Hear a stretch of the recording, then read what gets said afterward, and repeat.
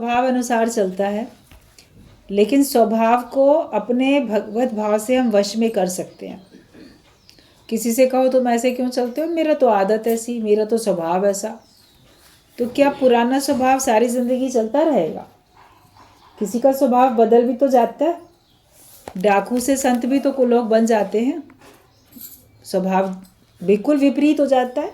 कहाँ डाकू कठोर हिंसक और कहाँ संत इतना कोमल अहिंसा वाला प्रेम वाला। तो कैसे स्वभाव बदल गया? संभावनाएं सब में हैं। बुरे व्यक्ति को अच्छा बनना है, उसमें अच्छा बनने की संभावनाएं हैं, जो वो खुद चाहे तो, और उसको वैसा माहौल वैसी परिस्थितियां उसको मिल जाएं तो। हम अपने अंदर के माहौल को ठीक कर लें तो बाहर का अपने आप धीरे धीरे आप देखोगे ठीक हो गया। लेकिन हमारे अंदर ही माहौल ठीक नहीं है। हमारे अंतःकरण में जो अंदर हमारे मन का जो वातावरण है वो ही दूषित है। ख्याल दूषित है, सोच विचार सब दूषित है। तो वैसे ही चारों तरफ आके इकट्ठे हो जाते हैं। जैसी चीज़ रखी जाती है उससे जुड़े हुए लोग इकट्ठे हो जाते हैं। कहीं शराब है तो शराबी इकट्ठे हो जाएंगे। शराब की दुकान में क्या होगा, अगर कहीं पे आप शराब लेके बैठ जाओ तो शराबी इकट्ठे हो जाएंगे कि नहीं? उनको खास नहीं बुलाना पड़ेगा, देखो ढेर लग जाती है भीड़। कहीं पे भजन कीर्तन है तो भक्त इकट्ठे हो जाएंगे। राह चलते भी कहीं कोई देखेगा यहाँ पे भजन कीर्तन हो रहा है, कोई भागवत पाठ कुछ हो रहा है, तो भक्त लोग अपने आप वहाँ बैठ जाएंगे। तो जो चीज़ आपने रखी अपने पास, जिस चीज़ को प्रकट किया, उसी से जुड़े हुए लोग तो इकट्ठे हुए। अच्छे भाव रखोगे तो और चारों तरफ के अच्छे भाव हमारे अंदर इकट्ठे हो जाएंगे और बाहर से भी वातावरण हमारा अच्छा हो जाएगा।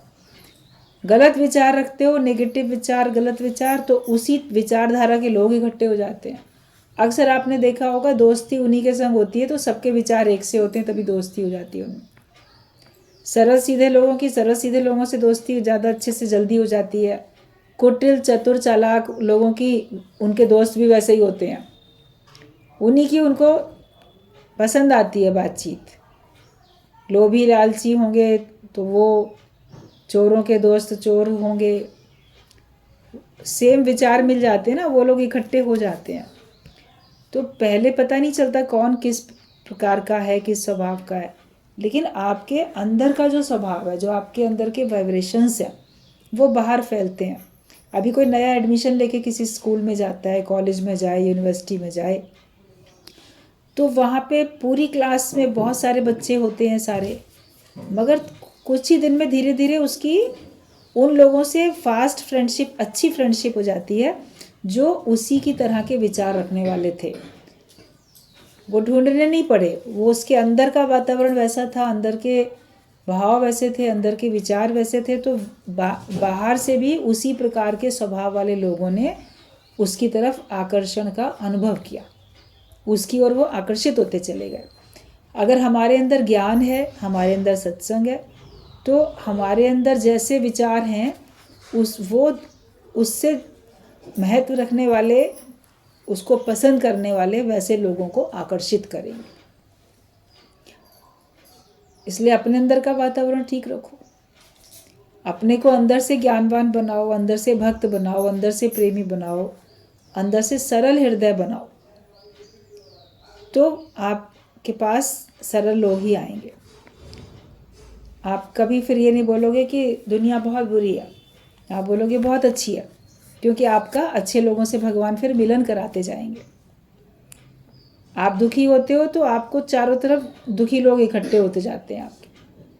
आप अपना दुखड़ा रोओगे, दूसरा अपना रोने बैठ जाएगा। कहीं पर भी, ट्रेन में, बस में, कहीं पर भी आप देखो वैसी बातें चालू हो जाती हैं। लेकिन अगर आप ज्ञान की बात करते हो तो ज्ञान की बातें चालू हो जाती हैं। तो पुराना स्वभाव है मान लो कैसा भी खराब, उसको आज हम बदल सकते हैं।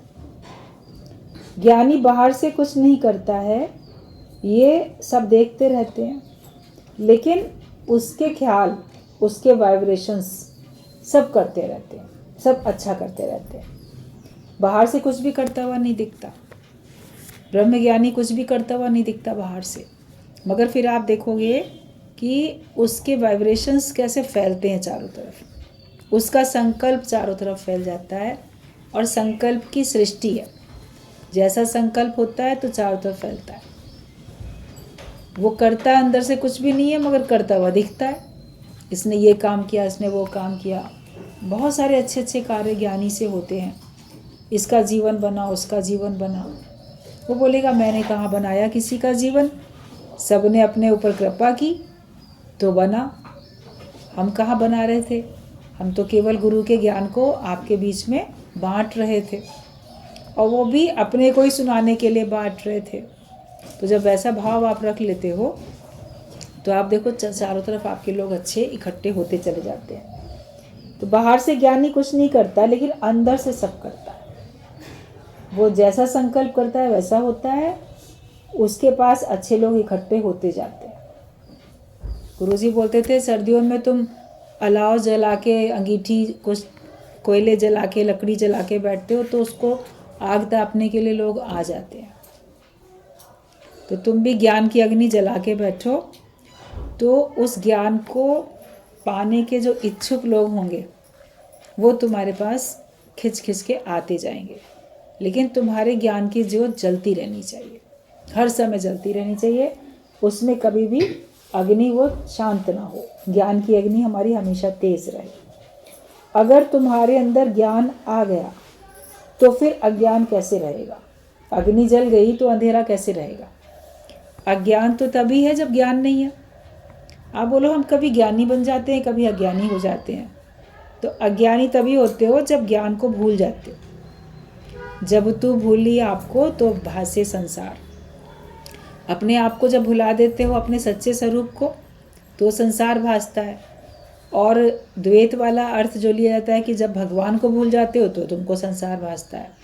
तो बात वही है, आप अगर भगवान को भुलाओगे तो जगत याद आएगा, या अपने आप को अगर भुलाओगे तो भी आपको संसार याद आएगा। क्योंकि भगवान में और तुम्हारे में कोई अंतर नहीं है। आत्मा सो परमात्मा, आत्मा परमात्मा दूर रहे बहुकाल, सुंदर मेला कर दिया जब सतगुरु मिले दलाल।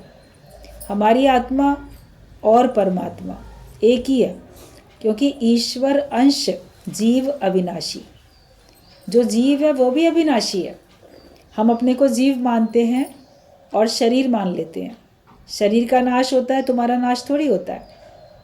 तुम्हारे शरीर को तो अग्नि में जला दिया, लेकिन तुम तो नहीं जले। तुम्हारे नाम का लेना देना लोग करते रहते हैं। फिर ये दूसरा जन्म ले लेगा, स्वर्ग में जाएगा कि नरक में जाएगा कि मुक्त होगा, फिर दूसरा जन्म ले लेगा। तो ये तो सभी जानते हैं कि जीव का नाश नहीं होता, वो चोला बदलता रहता है। और तब तक चोला बदलता रहता है जब तक उसका योग परमात्मा से नहीं लग जाता। फिर एक स्थिति ज्ञान में ऐसी बन जाती है पक्की कि उसको दोबारा आवागमन के चक्कर में आना नहीं पड़ता है, पुनरावृत्ति नहीं होती, पुनः नहीं आना पड़ता उसको, वो उससे मिलके एक हो जाता है। तो ईश्वर अंश जीव अविनाशी, उसी का अंश है। जैसा भगवान है वैसे ही तुम खुद हो, तुम्हारे अंदर वही सत्ता वही शक्ति है। लेकिन भगवान ने जीव को, हरेक को अलग अलग से कार्य करने की स्वतंत्रता दे रखी है। जैसे भगवान कुछ भी कर सकता है, ऐसे तुम भी कुछ भी कर सकते हो, अपना जीवन चाहे जैसा बना सकते हो। तो जब हमें ये बात समझ में आ जाती है तो फिर हम अपने सच्चे स्वरूप में ही रहते हैं, आत्मा में ही रहते हैं। मतलब अपने को आत्मिक भाव में रखते हैं, ब्रह्माकार वृत्ति में रखते हैं, ब्रह्म होके चलते हैं। ये हमारे अंदर की अपनी स्थिति बन जाती है। और ज्ञान अगर हमारे अंदर में है तो फिर अज्ञान आएगा नहीं। ज्ञान को भूलते हो, भगवान को भूलते हो, या अपने सच्चे स्वरूप को भूलते हो, तभी संसार भासता है। अगर आपके अंदर बहुत प्रेम है परमात्मा के लिए तो हर समय भगवान याद रहेगा। गुरु के लिए प्रेम है, गुरु याद रहेगा। तो गुरु को याद करने का मतलब भी ज्ञान को ही तो याद करना है। अगर आप गुरु को याद करो तो उसकी शिक्षाएं तो पहले आगे खड़ी हो जाएंगी। गुरु को ये पसंद नहीं, गुरु को ये अच्छा नहीं लगेगा, तो गुरु को आपका अज्ञानता के वाला व्यवहार नहीं अच्छा लगेगा, जीव बन के बैठना नहीं अच्छा लगेगा। ये तो सबको पता है। मतलब कि आपको ज्ञान तो याद आया, जिसको देखते हो उससे रिलेटेड बात याद आ जाती है। मित्र को देखोगे मित्रता का भाव आएगा, शत्रु को देखोगे शत्रुता का भाव आएगा। संबंधियों को देखो तो जिन जिन से जिस प्रकार का संबंध है वैसे भाव आ जाते हैं। कमरे में बहुत सारी महिलाएं बैठी हैं, माँ को देखोगे तो आपको माँ वाला भाव आएगा, मेरी माँ है। एक आदर वाला भाव आएगा, अपनेपन का भाव आएगा। बहन को देखोगे तो बहन वाला पवित्र भाव आ जाएगा। और वहीं पत्नी भी बैठी है तो पत्नी को देखे पत्नी वाला भाव आएगा, ये मेरी पत्नी। मेरे तो सभी हैं, लेकिन सबको देखने में जैसा रिश्ता है वैसा भाव आता है। बेटी आपकी बैठी है तो आपको वो ममता वाला भाव आ जाएगा। सब में अपनापन है, अपनापन होने पर भी जो रिश्ता है उससे जुड़ा हुआ कुछ भाव आपके अंदर आ जाता है। उसी प्रकार से आप व्यवहार करने लगते हो। एक बार बात बताई जा रही थी, जैसे गीता भगवान के पास बहुत सत्संग के सब लोग जाते आते थे, गुरु के पास जाते आते थे। तो कहीं लोग, कोई जैसे दादा भगवान भी मैथुरान में कभी रहे, लोग आते हैं जाते हैं। तो परिवार में कोई हस्बैंड वाइफ भी दोनों सत्संग में आते थे, आए वो लोग भी गुरु के दर पे आए, बैठे रहे वहाँ पे। वैसे तो बिल्कुल ठीक रह रहे हैं, लेकिन सारे सत्संगी हैं, सारे सत्संगी महिलाएं हैं, मगर वो जो पति था वो पत्नी को जैसे ऑर्डर दे दे, ज़रा ये ले आओ, वो उठा लाओ, पानी ला देना या खाने की थाली, या वो भी उसका ही उठा के ले जाए, मैं अपनी ले जा रही हूँ तो उसकी भी ले जा रही हूँ खाने के बाद। तो कुछ कुछ इस प्रकार का भाव और भावना के साथ कर्म। तो इस बात को देखा, बताया कि और लोगों को तो तुम नहीं कहोगे, इतने सब सत्संगी बैठे हैं, और को तो नहीं कहा कि लाओ ज़रा मेरे लिए पानी ला दो या कुर्सी उठा के ला दो। अपनी पत्नी को ये आवाज़ दे के क्यों बोला? क्योंकि वहाँ पर सारे गुरु के भक्त हैं, मगर फिर भी देखने में अंदर का तो भाव है ना, ये मेरी पत्नी है, उसी पे अधिकार रख के कह भी सकते हैं।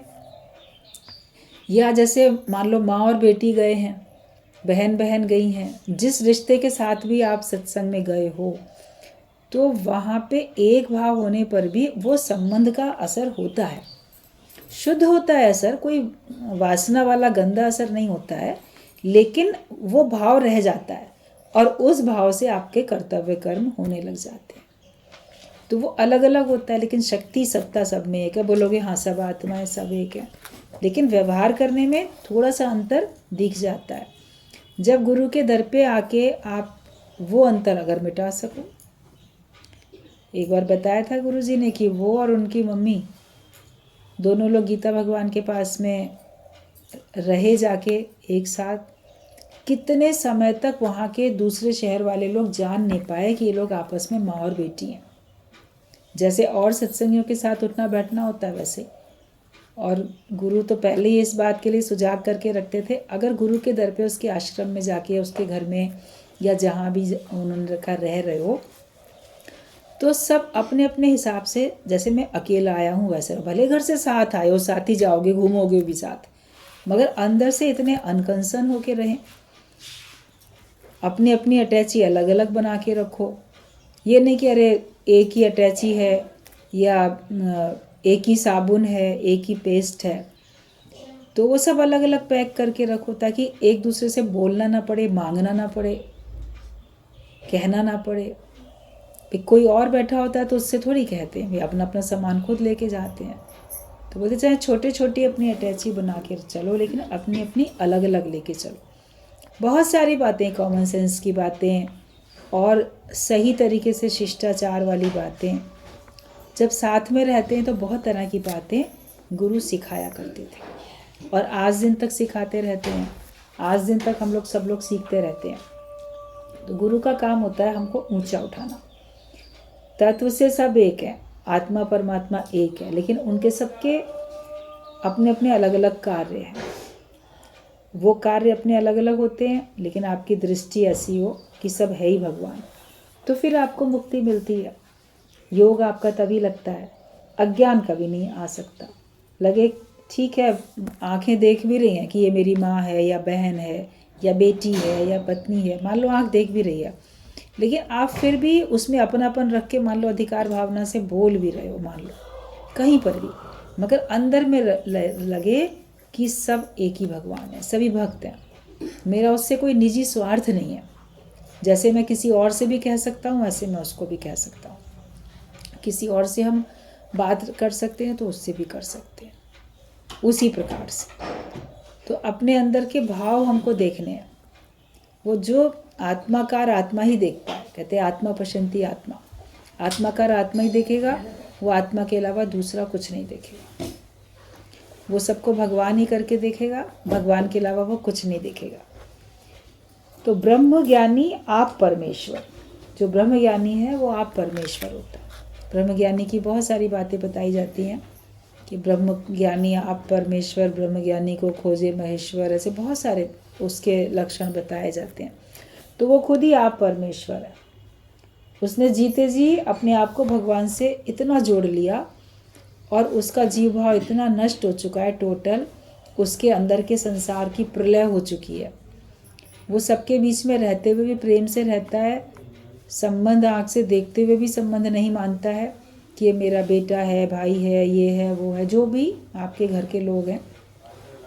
वो ये जानता है कि ये सब भगवान के स्वरूप है, ये होते हुए सब भगवान के स्वरूप है और भगवान हमको इनके माध्यम से हमारी भगवान सहायता कर रहे हैं। तो वो भाव हमारे अंदर में ब्रह्मज्ञानी का पक्का हो जाता है। तो वो आप परमेश्वर हो जाता है। उसमें भाव स्वभाव तुम देखते हो, जैसे उसके अंदर अलग अलग भाव तुम देख रहे हो, इसके साथ ऐसा व्यवहार किया, उसके साथ वैसा किया, मगर वो सबके साथ एक सा अंदर से भाव रखता है और समय अनुसार अलग अलग प्रकार का भाव या अलग अलग प्रकार का व्यवहार आपको दिखता है। उसको ऐसे आगे किया, उसको पीछे किया, उसको ऊपर किया, उसको नीचे किया, इसको इधर बोला, ऐसे बोला, मगर वो सहज होता है और जिसके लिए जिस चीज़ की आवश्यकता होती है उसी प्रकार से उससे वो कार्य लेता है या उसके संग वो व्यवहार करता है, मगर भीतर से वो सबके साथ एक है। उसके अलग अलग भाव और स्वभाव तुम उसमें देखते हो। जैसे बादल में चित्र तुम देखते हो।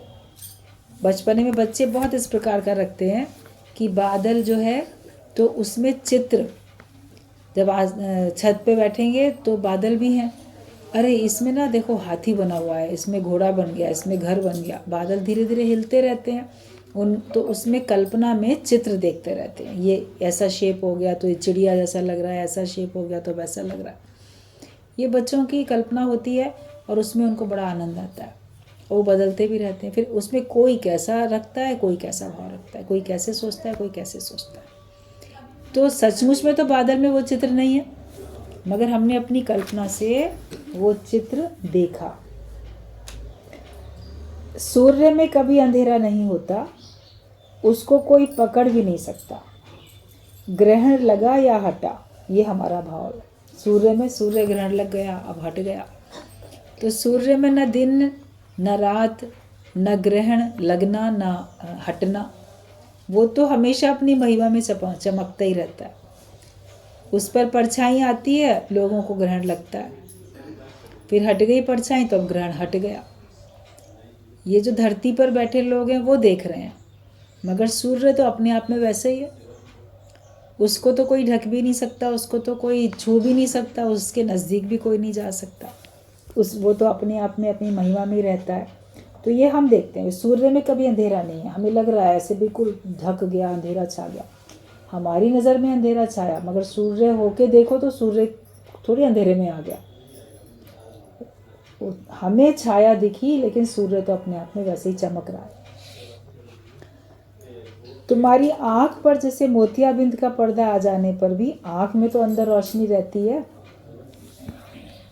तभी तो वो मोतियाबिंद का ऑपरेशन करके वो परत ऊपर से हटा देते हैं, तो आपको फिर से रोशनी आँख में आ गई, दिखने लगता है। तो रोशनी आ क्या गई, रोशनी थी पहले से, केवल वो परत एक आ गई थी, पर्दा एक आ चुका था, उसको ऑपरेट करके हटा दिया जाता है। ऐसे ही जो सूर्य है उसके आगे बादल आया, फिर वो हवा उसको हटा देती है। या जैसे पृथ्वी घूमती है, चांद की, पृथ्वी की, जिसकी भी छाया जैसे जिनके ऊपर जो बीच में आता रहता है पड़ती रहती है, वो जब हट जाता है तो हमको फिर उतना ही चमकदार दिखने लगता है। तो वास्तविकता में तो उसके अंदर में कभी अंधेरा था नहीं, ऐसे ही वास्तविकता में ब्रह्मज्ञानी के अंदर कभी अज्ञान होता नहीं है। लेकिन हम अपने को जीव मान लेते हैं, हमारी आँख के आगे माया का पर्दा आता है, स्वार्थ का पर्दा आता है, स्वभाव हमारे हावी हो जाते हैं, तब हम अलग अलग प्रकार का व्यवहार करने लगते हैं। और उसमें अलग अलग प्रकार के व्यवहार में हमसे कभी अच्छा कभी बुरा होता रहता है। ज़्यादातर अज्ञानी व्यक्ति अपने स्वार्थ को आगे रखते हैं, अपना फ़ायदा पहले देखते हैं, और उसके लिए दूसरे का कितना भी बड़ा नुकसान हो जाए, जो जितना कठोर प्रवृत्ति का होगा वो दूसरे के नुकसान की परवाह नहीं करेगा। जो सात्विक प्रवृत्ति का होगा वो दूसरे के नुकसान की परवाह करेगा। वो बोलेगा सांप भी मर जाए लाठी भी ना टूटे, चलो किसी का नुकसान ना हो, युक्ति से काम बन जाए। और जो ब्रह्मज्ञानी होता है वो तो किसी का नुकसान कभी करता ही नहीं है। लोग अपने आप से सोचने लगते हैं इसके द्वारा मेरा नुकसान हुआ। अभी आप सत्संग में आना शुरू करो, आप किसी का नुकसान नहीं कर रहे हो, लेकिन आपके जाने से आपके परिवार वाले मान लो बंधन डालते हैं, दुखी होते हैं, तो वो दुखी होते हैं अपने स्वभाव के कारण से, अपनी इच्छा के कारण से, आपके कारण से नहीं। लोग जो सत्संग में ना आने वाले आपके संबंधी होंगे वो आपको समझाएंगे, अरे तुम क्यों सत्संग जा रहे हो, सत्संग के कारण से तुम क्यों घर वालों से बिगाड़ रहे हो, क्यों ऐसा कर रहे हो, यही तो आखिर काम में आते हैं। तो ज़रूर यही काम में आते हैं, क्योंकि तुम भी उनके काम में ही तो आ रहे हो। सारी ज़िंदगी तुम उनके काम में नहीं आए थे क्या? हर एक अपने अपने परिवार के लिए जीता है, उसका ख्याल रखता है, तो तुम भी तो उनके काम में आ रहे थे और अंत तक भी काम में आओगे। मृत्यु के बाद अपनी सारी जो संपत्ति है उन्हीं को देकर ही जाओगे। तो वो तुम्हारे काम आए, वो तुम उनके काम आओ, यही परिवार होते हैं। लेकिन अपना लक्ष्य देख के उस पर हमें दृढ़ता से आगे बढ़ने में, अगर कोई दुखी होता है, परेशान होता है, तो ये उसका अपना स्वभाव है, उसकी अपनी इच्छा है। ब्रह्मज्ञानी उसमें अपने को दोषी नहीं मानता है कि मेरे कारण से ऐसा हुआ। विवेकानंद की तो बहन ने भी जैसे मृत्यु हो गई, आत्महत्या कर ली, कि दहेज का पैसा भी नहीं इकट्ठा हो पाता है, भाई कुछ कमाता भी नहीं है, इतना नहीं है, पिता और परिवार के लोग कैसे क्या करेंगे। तो उस वजह से उसने कि मैं ही ना रहूं, लोगों ने उसके ऊपर दोष लगाया, तुम्हारे कारण से तुम्हारी बहन ने आत्महत्या कर ली। कितनी बड़ी बात है देखो, अगर वो ज्ञान के रास्ते पे आगे बढ़ा और बोले कि तुम्हारे कारण से, कोई कहे तुम्हारे कारण से तुम्हारी बहन ने आत्महत्या कर ली, वो अपने आत्मिक निश्चय में था, वो जानता था कि मेरे कारण से कुछ नहीं होता है, सबका अपना स्वभाव है, जो जैसा करता है वो वैसा ही होता है। उसने कहा कि अगर आप लोग कहते हो मेरे कारण से उसने आत्महत्या की, तो कल को मेरे ही कारण से संसार की अनेक बहनें आत्महत्या करने से बचेंगी। जगत में लोग बड़े दुखी हैं, बहुत परेशान हैं, और दुख को दूर करने का उनको एक ही रास्ता समझ में आता है कि इस शरीर से छुटकारा पा लो, ना ये शरीर रहे, ना शरीर के संबंधी रहें, ना शरीर की आवश्यकताएं रहें, और मेरा जो है दुख दूर हो जाए, वो यही समझते हैं। तो ज्ञान तो हमको बचा लेता है ना आत्महत्या करने से। भारी से भारी दुख में भी ज्ञानी चलायमान नहीं होता है, वो जानता है ऐसा भी होता है, ये हो ही रहा है, ऐसा भी होता ही है। तो भारी से भारी दुख में भी जो चलायमान नहीं होता है वो ही ज्ञानी होता है, वही ब्रह्म ज्ञानी होता है। उसको लगता है चारों तरफ मेरे भगवान का ही राज्य है और उसी का पहरा है। जैसे आपने अपने घर में पहरेदार रखा किसी को, तो आपको चोर का डर नहीं होता ना, कि चौकीदार है, पहरेदार है, वो कोई ऐसे अजनबी कोई आ नहीं सकता अंदर। तो ज्ञानी बोलता है कि मेरे चारों तरफ भगवान पहरेदार है, भगवान का पहरा है, तो दुख नहीं आ सकता।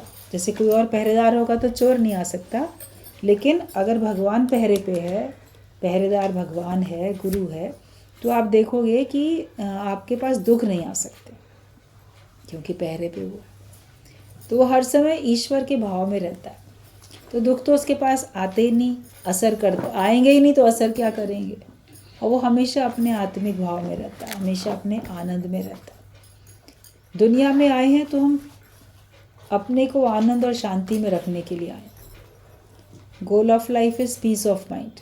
मन की शांति सबसे बड़ी हमारी शांति सबसे बड़ी हमारी शक्ति है, सबसे बड़ी हमारी दौलत है। हमारा लक्ष्य भी वही है, मन की शांति पाना ही लक्ष्य है। और सत्संग पूरा हमारे मन की शांति के लिए है। मन किसी भी कारण से अशांत होता रहता है और हम अपने आप को ज्ञान से उस अवस्था में ले आते हैं जहाँ पे हमारा मन फिर शांत हो जाता है। ज्ञानी हमेशा आनंद में रहता है, वो हमेशा शांति का अनुभव करता है, उसका कभी भी कोई बाल बांका नहीं कर सकता। तो अपने आप को ये देखो कि मैं सचमुच में, मेरे आँख के आगे से पर्दा अभी हटा, अज्ञानता के नहीं हटा, और वो हट भी जाता है। वास्तविक तौर पे तो पानी रंगहीन है, रंग हम डालते हैं, गर्म या ठंडा भी हम ही करते हैं, फिर वो अपने वास्तविक स्वरूप में आ जाता है। जैसे पानी है, पानी को गर्म हम करेंगे या फ्रिज में रख के ठंडा हम करेंगे। गर्म किया तो हटा दिया आपने उसको, अग्नि के संपर्क से दूर कर दिया, तो वो वापस अपना नॉर्मल हो जाएगा। फ्रिज में ठंडा किया पानी, बाहर निकाल के बॉटल रख दी, तो धीरे धीरे वापस फिर अपने स्वरूप में जाती है। उसकी ठंडक जो उसको ऊपर से दी गई थी वो खत्म हो जाती है, वो अपने स्वरूप में रहता है। और पानी में अपना कोई रंग नहीं है, उसमें जो रंग मिला दो वही रंग है। अभी होली में सब लोगों ने जो पानी वाली होली खेली होगी, तो किसी ने अपने बाल्टी में कोई रंग मिलाया होगा, किसी ने कोई रंग मिलाया होगा। पानी तो एक सही लिया ना सबने, नल से भर के पानी तो एक ही सा लाए, लेकिन किसी ने लाल रंग डाल दिया, किसी ने नीला, किसी ने पीला, किसी ने हरा, किसी ने कुछ, और उसी रंग में सबको रंगते चले गए। तो हमारा जो वास्तविक स्वरूप है उसमें जगत है ही नहीं, उसमें कोई रंग नहीं है। लेकिन जगत में जैसे हम व्यवहार करते हैं वैसे ही रंग में हम रंगते चले जाते हैं। अच्छे रंग में, बुरे रंग में, कैसे रंग में, ज्ञान के रंग में कि कौन से रंग में। जैसा स्वभाव होता है उसी हिसाब से हम बनते चले जाते हैं। हमारा जीवन वैसे ही बनता जाता है। जैसी कई बार संस्कार, परवरिश जैसी होती है, उस हिसाब से व्यक्ति वैसा बन जाता है। फिर वो खुद जैसा चाहता है उसको वही पक्का हो जाता है। कोई अपना सुख पहले देखेगा, कोई दूसरे का सुख पहले देखेगा। सबके अपने अपने स्वभाव भी होते हैं, और कुछ भगवान की कृपा से और अपनी कृपा से हम अपने स्वभाव अच्छे कर पाते हैं। जो सत्संग अगर हमें मिलता है सच्चा, तो सच्चे सत्संग से हमारे स्वभाव बदलते हैं। हमारा स्वभाव संत वाला होने लगता है। और संत न छोड़े संतई, कोटिक मिले असंत। वो अंदर से ना अपने को परेशान करता है, ना दूसरे को परेशान करता है। वो हर समय भगवत भाव में रहता है, और जो उसके सामने कर्तव्य कर्म है उसको वो अच्छी तरह से पूरा करता है। लेकिन पूरा करने में वो उसमें फंसता नहीं है, अटकता नहीं है। वो ये जानता है कि अंदर से तो मैं बिल्कुल निर्लेप न्यारा हूँ, भगवान के जैसा हूँ, भगवान का हूँ। और जब तक भगवान मेरे सामने जो सेवा देता है तब तक वो मेरे से होती है। जब वो नहीं कराना चाहेगा तो नहीं होगी। तो ज्ञानी के अंदर कर्तापना नहीं होता है कि मैं करता हूँ। वो ये जानता है कि मेरे द्वारा कार्य हो रहा है, और कराने वाली शक्ति कोई और है। प्रेरणा कोई और देता है, शक्ति कोई और है जो कार्य कराती है, लेकिन मैं करने वाला नहीं हूँ। सबको चलाने वाला परमात्मा है। तभी कहावत बन गई, कहा जाता है कि भगवान की मर्जी के बिना तो पत्ता भी नहीं हिल सकता। अब ये बात अज्ञानी लोग तो सुनते ही हैं, तो फिर वो कुछ भी उल्टा सीधा कर्म करेंगे, बोलेंगे भगवान की मर्जी से तो हो रहा, भगवान की मर्जी के बिना तो पत्ता भी नहीं हिलता। तो अगर हमसे जो भी काम हो रहा है वो भगवान की मर्जी हो रही है। लेकिन थोड़ा विचार करके देखिए कि वो भगवान की मर्जी थी कि तुम्हारी अपनी मर्जी थी। भगवान ने किस रूप में आपको कहा कि ये काम करो? तुम्हारे अपने ही रूप में कहा, और जिससे तुम्हारा निजी स्वार्थ जुड़ा हुआ है। हम अपनी मर्जी और भगवान की मर्जी को अलग अलग पहचानना सत्संग में आने के बाद ही सीख पाते हैं। वरना हर एक कोई बोलेगा कि नहीं तो भगवान ही तो कराता है। एक बार दादाजी जा रहे थे सत्संग के लिए, तो पुराना दोस्त मिल गया। सत्संग में आने से पहले के जो दोस्त थे तो वो मिल गया कोई। अरे कहाँ जा रहे हो? सत्संग जा रहे हैं। तुम कहाँ जा रहे हो? बोले आज दोस्तों के संग पार्टी है, सब ताश भी होगा और पीना पिलाना भी होगा, वहीं जा रहे हैं, तुम भी चलो। तुमने तो सत्संग में जाने में सब छोड़ दिया हम लोग का साथ, तो वहीं जा रहा हूँ। तो उन्होंने कहा कि नहीं जाओ, हमारे साथ सत्संग चलो। भाई वो कह रहा है मेरे संग उस ग्रुप में चलो, तो उन्होंने कहा तुम मत जाओ, हमारे संग आज सत्संग चलो।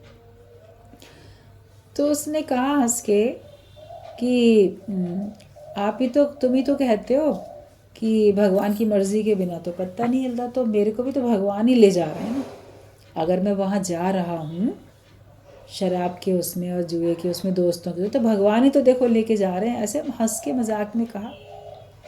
तब दादाजी ने कहा कि मेरे रूप में भगवान तुमको मना कर रहे हैं कि नहीं जाओ। मैं भगवान जो सामने खड़ा तुमको मना कर रहा हूँ, उसमें तुमको भगवान नहीं दिख रहा, और तुम्हारे अंदर की इच्छा तुमको लेके जा रही है, उसको तुम भगवान का नाम दे रहे हो। तो हमें अपनी इच्छा को देखना है कि वो उसको भगवान का नाम देना है कि कोई हमको बुरे काम करने से रोकता भी तो है। कभी आपकी अंतरात्मा भी रोकती है।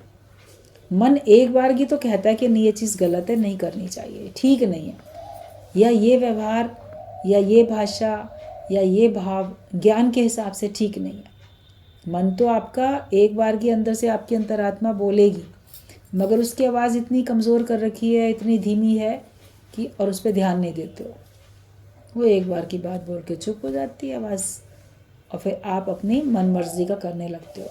तो अपनी इच्छा से कार्य करते हो कि भगवान की इच्छा से करते हो, इसको जांचो परखो, विवेक इतना खुले तो हमको बात समझ में आ जाएगी कि कैसे हमको भगवान क्या काम कराता है।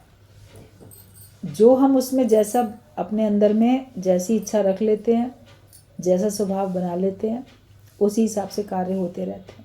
कुछ पिछले जन्मों के आपके अच्छे कर्म हैं जिनकी वजह से आपको आज मन अच्छा मिला, सरल स्वभाव मिला। कोई बड़े सरल सीधे लोग होते हैं, कोई बड़े चतुर चालाक होते हैं, अलग अलग प्रकार के लोग होते हैं। आपके अंदर सात्विक भाव है, भगवान की कृपा है। उस सात्विक भाव से आप सत्य की खोज करो, सत्य में स्थिति अपनी बनाओ। मल विक्षेप आवरण के पर्दे तुमको हटाने हैं। सफ़ेदी कपड़े में पहले से ही है, हमें तो केवल मैल हटानी है। भगवत गीता में बोला गया है कि आत्मा के ऊपर 3 पर्दे पड़े हुए हैं, मल विक्षेप और आवरण के पर्दे हैं, इन्हें हमको हटाना है। तो आवरण तो ये शरीर 5 तत्वों से बना हुआ नाम रूप वाला दिख रहा है, जिसकी तस्वीर खींचते हो। किसकी तस्वीर खींचते हो? फ़ोटो किसकी खींचती है? शरीर की तो खींचती है। तो ये तो आवरण है मोटा मोटा, जो कि हमारे सच्चे स्वरूप को, हमारी आत्मा को ढके हुए है। ये भुलाओ, ये 5 तत्वों का है। तत्व अलग अलग करो तो ये कुछ नहीं है। अंग अंग सब संग है, लेकिन हर अंग अलग अलग कर दो तो कुछ भी नहीं है। आपका नाम रूप कुछ भी नहीं है, कहीं भी नहीं। अगर आप अलग अलग करके देखो तो इसको ज्ञान से ही हटा सकते। आवरण हटता है ज्ञान से। ये देह नहीं है तेरी आत्मा, तू तो सतचित आनंद स्वरूप है। ये शरीर मैं नहीं हूँ। बचपन में कुछ और था, जवानी में कुछ और है, बुढ़ापे में कुछ और हो जाएगा। बदल गया। शरीर के बदलने से क्या तुम भी बदल गए? तुम तो अपने को वही मानते हो पहले से ही जो थे। जब मैं बच्चा था तो मैं ऐसे चलता था, अब मैं बड़ा हूँ तो ऐसे बूढ़ा हो जाऊँगा तो ये प्लान कर लूँगा। तो वो तो आपने किया ना। तो शरीर बच्चा था, शरीर की अवस्थाएं हैं वो तो। बचपन, जवानी, बुढ़ापा, मौत सब शरीर की है, तुम्हारी थोड़ी है। तो ये आवरण जो देह का, जिससे हम आत्मा को भूले बैठे। हर एक कोई अज्ञानता में यही समझता था कि जब शरीर प्राणहीन हो जाएगा तब बोलेंगे अब ये आत्मा हो गया, इसकी आत्मा को शांति दो। अभी जब तक जीवित है तब तक आत्मा थोड़ी है, तब तक हम देह हैं। देह आपको मिला है कार्य करने के लिए। ये जो तेरे तन मन प्राण हैं, ये तो प्रभु मिलन का सामान है। इसके द्वारा ये कर्म करने के लिए मिला है। जैसे आपको कोई औजार मिल जाएं कुछ काम करने के लिए, तो वो तुम खुद थोड़ी हो। तो ऐसे ही शरीर मोटा आवरण, इसको हम ज्ञान से हटाते हैं। जो सही ज्ञान हमें मिलता है कि 5 तत्व से बना ये अलग है, तुम अलग हो, ये तुमने धारण किया। जैसे वस्त्र हमने पहने, लेकिन वस्त्र मैं नहीं हूँ। आज कुछ पहने, कल कुछ और पहन लेंगे। पहले कोई और जन्म था, आगे कोई और जन्म हो जाएगा। देह रूपी चोला मेरे से अलग है। चोला तूने पहना हुआ है, चोला तू नहीं है। ये ज्ञान से हट जाती है भावना। फिर आप मन की तरफ आते हो। तन से उपराम हुए, तन से हटे तो मन की तरफ गए। मन में अनेक उलझन है। तो मन में मलिनताएं होती हैं, खोट मन में होता है खोट तेरे मन में तो भगवान से है दूर। वो खोट हमारे मन में होता है। उस खोट को दूर करते हैं हम जब अपने मुख से ज्ञान सुनाते हैं किसी को, तो आपका मन ज़्यादा सुनता है, तो वो खोट दूर होता है, हमारी मलिनताएं दूर होती हैं। दूसरे को बोलोगे शराब ना पियो, तो तुम्हारा मन भी तो बोलेगा ना कि मैं भी तो ना पीऊँ ना, वरना लोग क्या कहेंगे। हमको उपदेश देता है, खुद तो पीता है। कोई पिता अगर खुद सिगरेट पीता है तो बेटे को कैसे मना करेगा कि तुम मत पियो? अगर नहीं पीता होगा सिगरेट तब तो बोल पाएगा। तो जो हमारे मन की मलिनताएं हैं वो कर्म करने से जाती हैं, निष्काम कर्म करने से मलिनताएं जाती हैं। ब्रह्म ज्ञान सुनने से आवरण का पर्दा हट जाता है और निष्काम कर्म करने से मलिनताएं चली जाती हैं। फिर जो विक्षेपता है, मतलब मन में उलझन है, आराम नहीं मिलता, चैन नहीं है, बेचैनी है, व्याकुलता है, हलचल है कुछ, जो कि आपको समझ में नहीं आती क्या करें। आपके अंदर कोई खोट भी नहीं है, कुछ चाहते भी नहीं हो, तो भी वो एक रिलैक्सेशन आपको नहीं फील होता है, बहुत सहज अवस्था नहीं लगती है, विक्षेपता आती है। तो वो विक्षेपता हमारी जाती है भक्ति से। जब हम भगवान की भक्ति में लगते हैं, और भक्ति और प्रेम एक ही रूप है, तो उस प्रेम से जाती है। जो बहुत प्रेम में हो जाता है, भक्ति भावना में आता है, उसके अंदर कोई विक्षेपता ही नहीं रहती है, उसके मन में कोई हलचल ही नहीं रहती है। वो हर समय बड़ा सहज, बड़ा शांत, बड़ा आनंदित अपने आप को महसूस करता है। तो मल, विक्षेप और आवरण जो हैं, ये 3 पर्दे हैं, और ये 3 पर्दे ज्ञान, भक्ति और कर्म से ही जाएंगे। मतलब कि तीनों चीज़ें तुम्हारे अंदर में होनी चाहिए, ज्ञान भी हो, भक्ति भी हो और सही सही कर्म भी हो, तब जाता है। और ये पर्दे हटाने हमको ही, गुरु ज्ञान दे के हमको बताता है किस तरह से हटाओ। हर समय अपने को ज्ञान के विचार में रखो तो आवरण नहीं आएगा। मैं आत्मा हूँ, मैं ब्रह्म हूँ, ये जानो।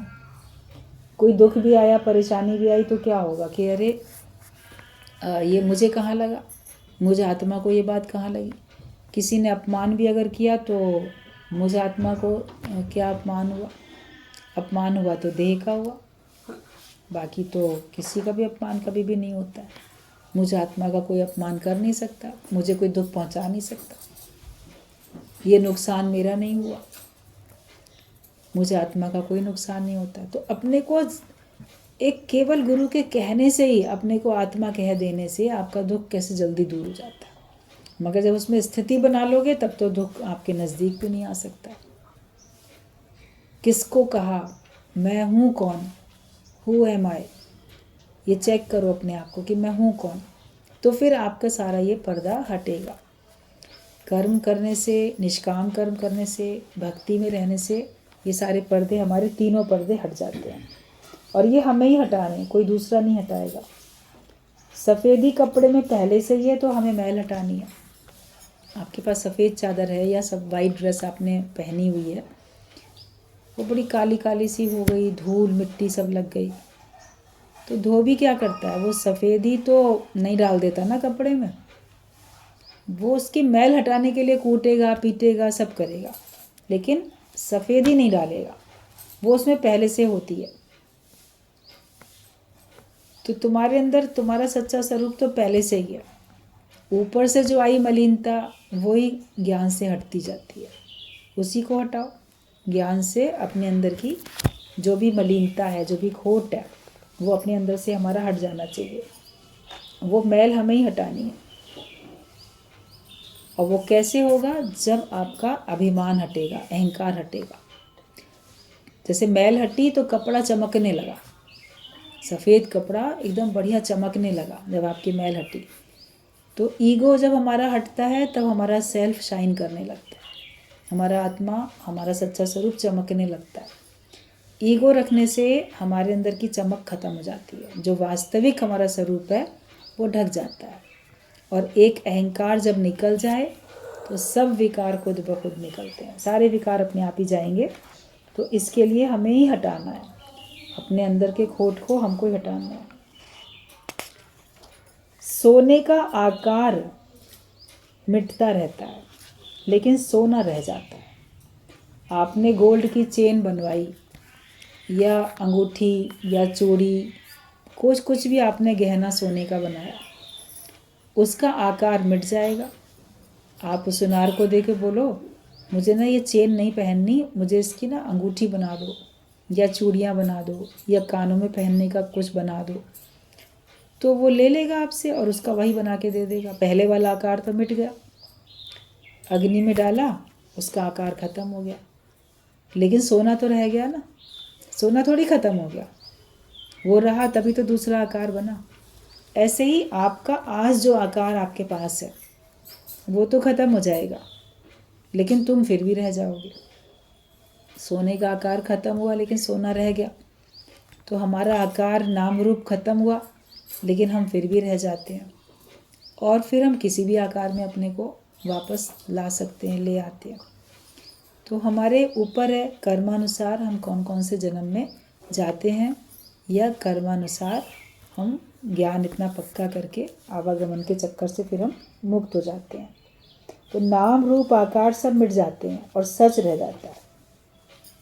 जैसे दीपावली में चीनी के खिलौने टूट जाते हैं, चीनी रह जाती है, चीनी नहीं टूटती। मिट्टी के खिलौने टूटते हैं लेकिन मिट्टी नहीं टूटती है। ऐसे ही ये शरीर सब मिट्टी का, ये टूटता है लेकिन तुझ आत्मा का कभी नाश नहीं होगा। इस देही का होता नाश है, तू तो साक्षी स्वयं प्रकाश है। देह नष्ट होती है, किसी की भी देह जितने दिन के लिए भगवान ने दी है उतने ही दिन चलेगी। जितनी चाबी भरी राम ने उतना नाचे खिलौना, उससे अधिक वो देह चल नहीं सकती है। जिसका जहाँ जिस घर से जितना हिसाब किताब होता है वो उतने दिन ही उस घर में रहता है, और उसके बाद और जिन लोगों से उसका हिसाब किताब था सब कर्ज लेने का या देने का, उसको चुकाने के लिए फिर वो किसी और लोगों के बीच में जाता है, कोई भी रूप धारण करके। तो ये तो आवागमन का चक्र चलता रहता है। द्वंद्वी जोड़े जगत में होते ही होते हैं। जन्म के साथ मरण है, लाभ के साथ हानि है, यश के साथ अपयश है, हार जीत सब होती रहती है। द्वंद्वी जोड़ है, दिन के साथ रात होता ही रहता है। हम दोनों को समझें और दोनों को हम स्वीकार करना सीखें। जो बात सामने आती है उसको हम स्वीकार करना सीखें, दोनों को ही हम स्वीकार करना सीख जाएं। अपने आप को हर समय ज्ञान में रखो, ज्ञान की ज्योत जला के रखो और उस सत्य में टिको जिसका कभी भी नाश नहीं होता है। फिर आप देखोगे आपके जीवन में कुछ दुख नहीं है। आप अपने को बड़ा उत्साहित, आनंदित हमेशा महसूस करते रहोगे।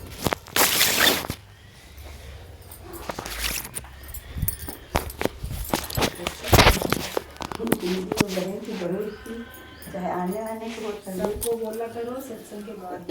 हाँ, लोग अपने फोन